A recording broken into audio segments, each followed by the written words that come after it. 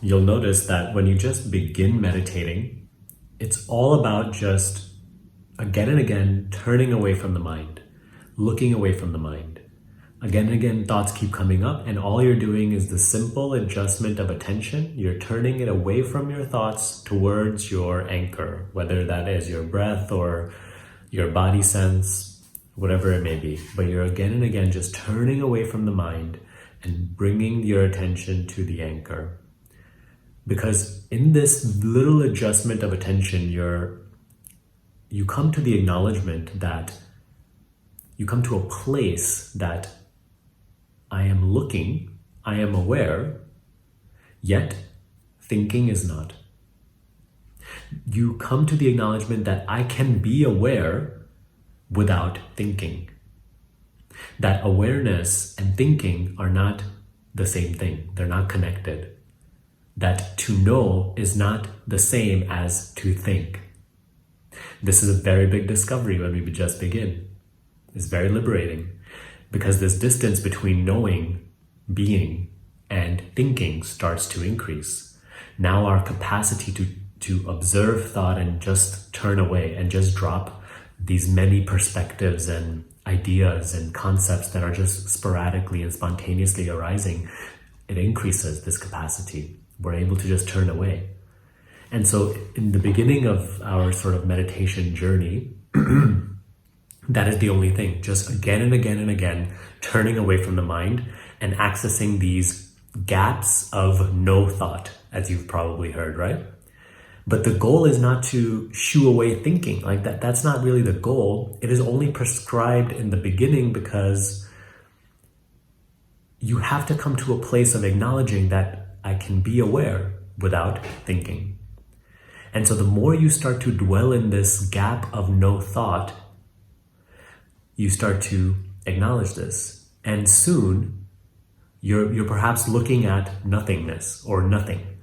But this is still something you're looking at. It is still an object of your seeing. Previously, it was the thoughts, and now it is the lack of thoughts.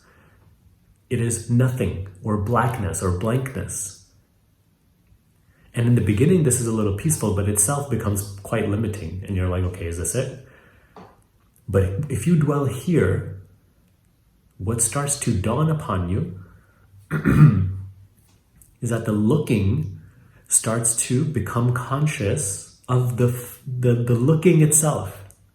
The awareness starts to become conscious of awareness itself, of the fact of being aware. This is self-awareness. This is object-focused meditation maturing into what we call self-inquiry. Self-inquiry is the abidance in being aware, self-aware, awareness of awareness. So notice in the evolution of this, in the beginning, you're just aware of sporadic thoughts, scattered attention going everywhere. Then you start to bring the attention to one place again and again, away from thinking, away from sporadic thinking, just to one place. So you start to now become not just aware of thoughts, but now you start to become aware of nothing. You start to become aware of one object rather than a thousand objects.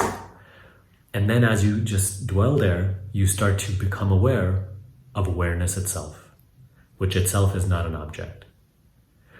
Here, when you start to dwell, when you start to abide, now the identifications start to melt away. This is the definition of being as you are, of just being. Not being this or that, not doing this or that, just being.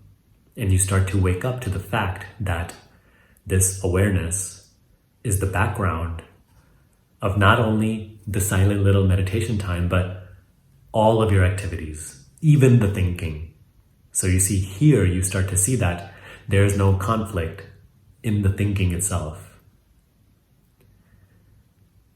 But the identification with the thinking, the identification with the appearances of the body, the world, start to diminish. This becomes the main practice then, self-abidance, which is just self-inquiry, same thing. And this discernment between truth and false starts to be the meditation. You start to become curious and interested in, and your capacity to discern between what is changeful versus what is unchanged starts to mature and ripen.